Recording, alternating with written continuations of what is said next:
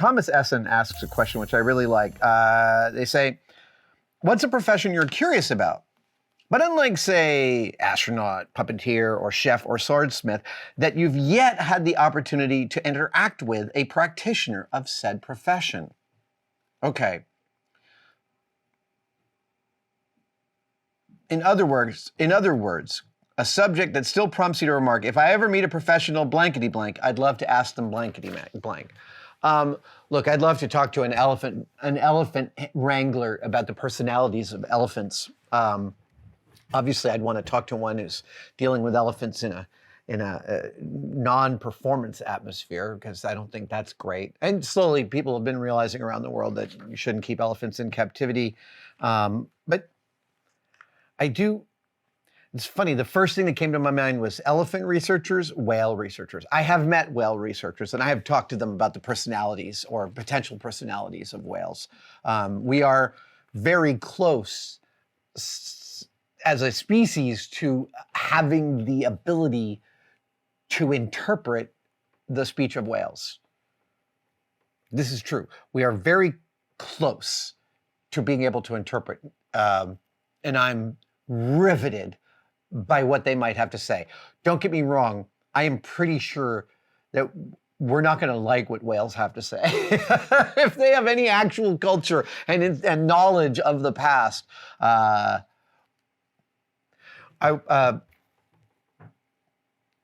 of the people, let's see, I was at this conference recently, and this Asa Raskin was saying to me, isn't it ridiculous that we call poison ivy by the single worst thing it can do to us? We've classified the plant by its worst quality. And he said, it makes you wonder what whales might call humans. Do they call us genocide monkeys? Which is, to be fair, probably exactly what they call us. And Genocide Monkeys, awesome name for a band. So Thomas, I think in general with your question, there's some intersection there, but I took another tangent on this, which is there a profession, because there is actually a profession within the realm of professions or jobs that I have never done and always wanted to try, and that is artist in residence.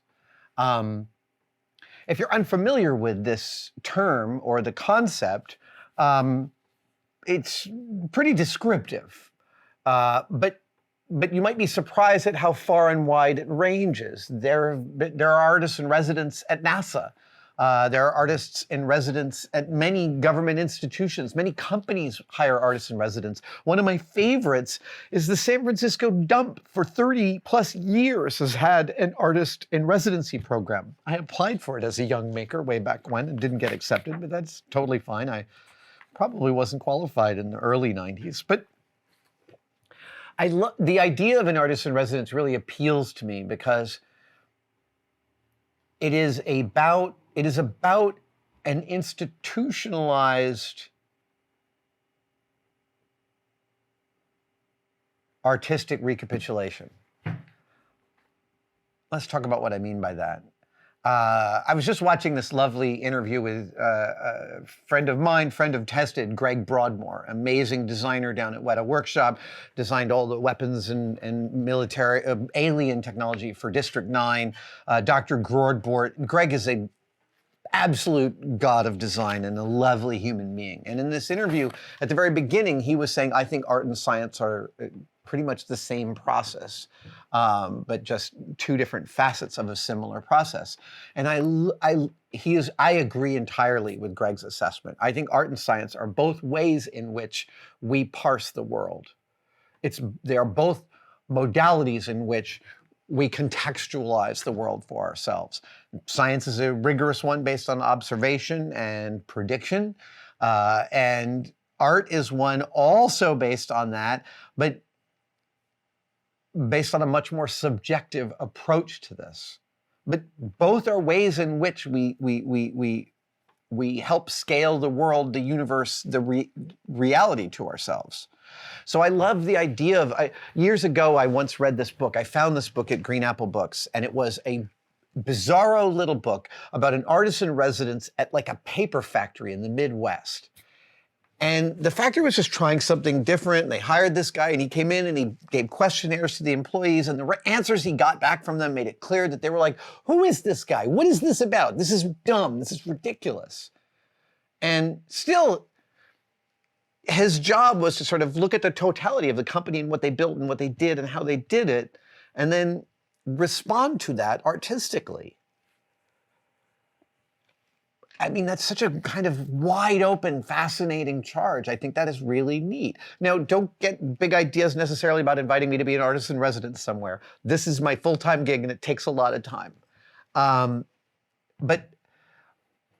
And frankly, what I get to do here is react artistically to a lot of different things. So I do get, I think, a lot of benefits of what I like about the artist in residence as a concept. But there's an essential way in which I think it can yield new and interesting contextualizations.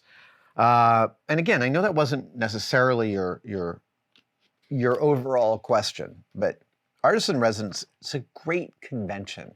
Old But Not Dead One asks, we've all had conversations that change our lives, that take our outlook and bring it to a new point on the compass.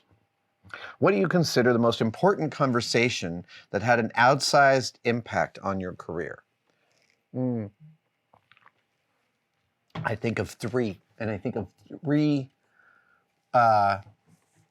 women specifically that gave me perspective at different times. And as a very young person, like 5, 6 years old, I specifically remember my parents had these friends that lived out not too far a drive from our house on Cape Cod, where we would spend every summer. And we would drive to Jacqueline and V's house, and Jacqueline had this beautiful pottery studio. I mean, it was absolutely gorgeous. If you know outer Cape Cod, Truro is where they were, and it was idyllic and beautiful. And Jacqueline had this gorgeous pottery studio. And I remember spending time with her in there making stuff. And I don't remember a specific conversation, but I remember conversation in general was that she treated me like a peer. I was like 6 years old, and she was just like handing me stuff, let me go. And there's an essential way in which her doing that made me feel like I belonged in that room. A few years later, another amazing artist, Jean Steig, wife of Bill Steig, who wrote Shrek and a million other amazing children's books. Bill Steig, William Steig, New Yorker cover artist since the 1920s, one of my dad's best friends. And Bill Steig and Jean had this incredible house in Connecticut it was a museum of lovely things, of objects that they had both made. But Jean was the physical sculptor, and my first, I think, true influence as an artist, as a aesthetically minded human being. And also, like Jacqueline, Jean took me seriously as an artist. And when I was 19, I made this piece, and it had an empty box in the middle of it. And I remember her seeing it and saying, I really appreciate the courage you had in not putting something in that little empty box. And just having someone see into my creative process to that level of granularity and talk about it like a fellow professional really moved me. So then cut to about 2 years after that. This is all before I'm 20. I'm in New York, and I'm dating this woman, and we're hanging out with her mom. Her mom is like a hilarious bohemian. And her mom says to me, I'm 19 years old. She says, what do you think you'll be doing in 5 years? Not a question that I regularly asked myself at that point in time. And I said, I don't remember what I specifically said, but I started to like prognosticate, and she just stopped me very quickly and said, I think that whatever you're doing in 5 years is going to be absolutely surprising to you. I think that process will repeat itself throughout your life. I think you are going to continually end up in places that are totally surprising that you didn't expect. And yeah, each of those conversations gave my developing brain a kind of wider aspect ratio to take in what might be coming in. Because you can have aesthetic thoughts and aesthetic responses to stuff. But if you're like 13, 14, you have this aesthetic response and you do a little drawing and you make this little drawing about the thing that you're interested in and you do it and someone else sees it and goes, that's dumb. You are plausibly going to shut that part of your brain down. Those moments are so important of like that someone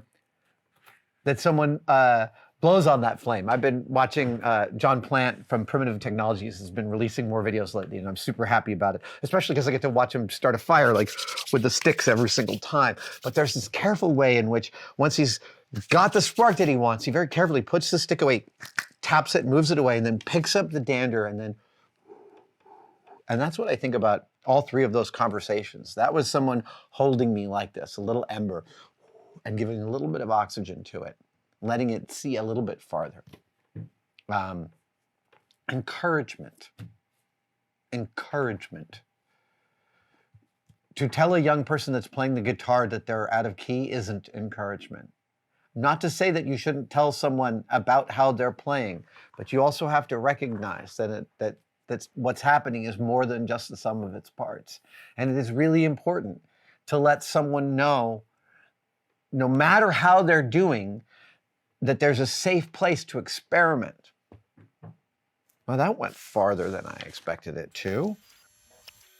Thank you for watching that video. Are you as sick of the tosses to membership as I am? Good, because here's a brand new one that I recorded today and it's nice and short. There are 3 tiers to Tested membership and they all offer awesome stuff. Find out about it by clicking the join link below. We'll see you there.